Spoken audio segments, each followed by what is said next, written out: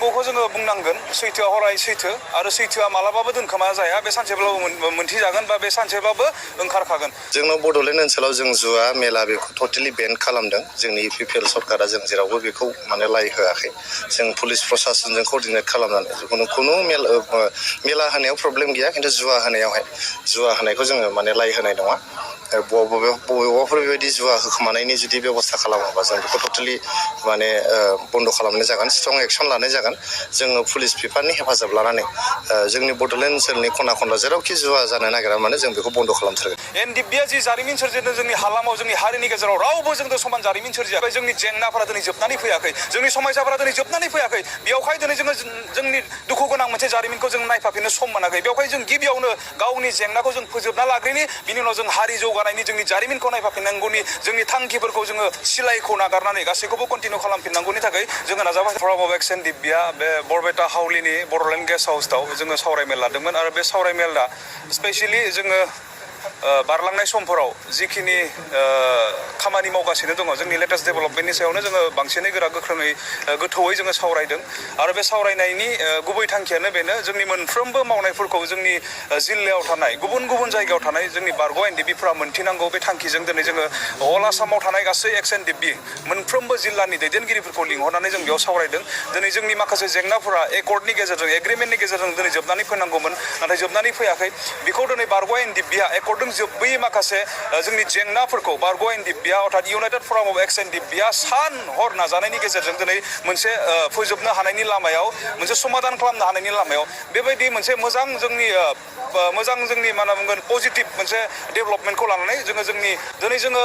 United फराम of एक्स एनडिपिआ बोसोरब्रै जों नाजादों मोनसे एंगेलजों जोंनि जेंनाखौ सुस्रांनो थाखाय नाथाय बै लामाजों जों जेब्ला हान्थिदों जों बेयाव गावनिजोंनो थगायजादों गावनिजोंनो जोङो गाथेनानै दोनजादों जोंनि समस्याया गेलेजादोंल' दिनै जोब्बाय उमुकसान केस जोब्बाय सान्थिया फैबाय होननानै बुंनानै जोंखौ दुखुसो होसिनबाय थादों आरो बेवहाय उपाय गैया दिनै इउनाइटेड फराम अफ एक्स एनडिपिआ बोसोरब्रै जुदि नोंसोर जोंखौ फाथा खालामाखैबा जोंहाबो गुबुन लामा दङ जोंबो इन्डिपेन्डेन्ट जोङो जोंनि थांखि बायदि आवगायनो हायो बेबायदि जों गोदान लामा हमनानै दा बावैसो सिगां नोंथाङा जि बाथ्राखौ बुंबाय बिथांमोननि लामाखौ हमनायनि गेजेरजों दिनै जोंनि समस्याफोरा समाधान जानायनि लामायाव बेवहाय बिथांमोननि गोबांथार अबदान दङ आं दाखालिबो बुंदों आरो बुंगासिनो दङ समजों लोगोसे जोंखौ सोर सहाय खालामदों जोंखौ हसा हसिनो सोर जेलाव थानायफोरखौ उदां जाजानो लुबैदों बेफोरखौ दिनै हारिया सम जायोब्ला मान सन्माननि गेजेरजों मोनथिगोन जाहैबाय जोङो दिनै मोनसे जारिमिन सोरजिनाय एनडिपिआ जि जारिमिन सोरजिदों जोंनि हालामाव जोंनि हारिनि गेजेराव रावबो जोंजों समान जारिमिन सोरजियाखै थ' जोंहा जारिमिनखौ नायफाफिननांगौनि सम दङ दिनै नायफाफिननो दिनै जों हायाखै जोंनि जारिमिनखौ खारना जाहैबाय जोंनि जेंनाफोरा दिनै जोबनानै फैयाखै जोंनि समस्याफोरा दिनै जोबनानै फैयाखै बेवहाय दिनै जोङो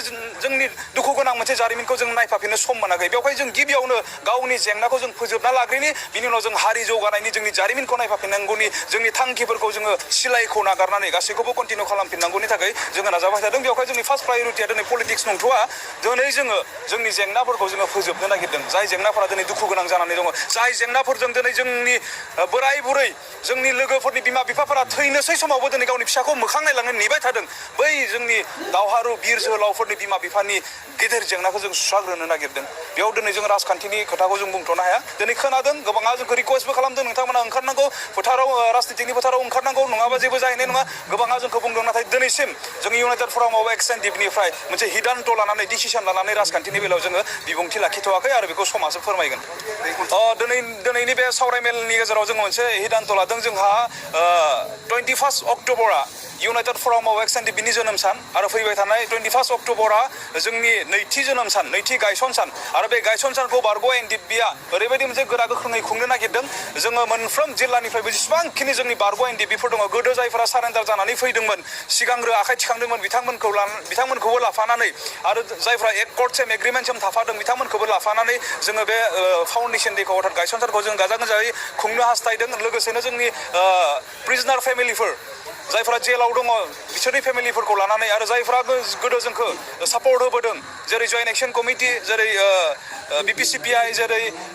SIPR जेरै पिस फराम बेबायदि माने जोंखौ मोजां मोनग्रा जोंखौ मदद खालामग्रा सुबुंफोरखौ लानानै जोंनि बे गायसन सानखौ जोङो गाजा गोमजायै खुंनो हास्थायदों बे गायसन सानखौ जोङो क'क्राझारनि बड'फा कालचारेल कमप्लेक्सआव जोङो लाफुंनाय जागोन बर'नि सासे दैदेनगिरिया आसामनि गिबि मन्थ्रि डक्टर हिमन्त बिश्व शर्मानो गांसे लाइजाम लिरदोंमोन आरो बे लाइजामनि गेजेरजों 30 सेप्तेम्बर खालि आसामनि मानाव गिदिर गभर्नर बिथाङा आसामनि ब्लक डेभेलपमेन्ट जि निर्देश होदोंमोन बेखौ बिटिसिनि जितु कन्स्टिटिउसनेल राइट्स बेखौ भंग खालामदों होननानै अजद दैखांदोंमोन आरो बे लाइजामनि गेजेरजों बिथाङा गावखौनो सिक्स सिडिउलनि सासे स्पेसियलिस्ट होननानै प्रतिष्ठा खालामनो गायसननो नाजानायखौ नुदों आरो लोगोसे बिटिसि सरकारा गावनि ओनसोलाव थानाय ब्लकफोरखौ दाखांफिननायनि रिकनस्ट्राक्ट खालामनायनि जि बेबस्था जि खामानि बेखौ मावफुङाखै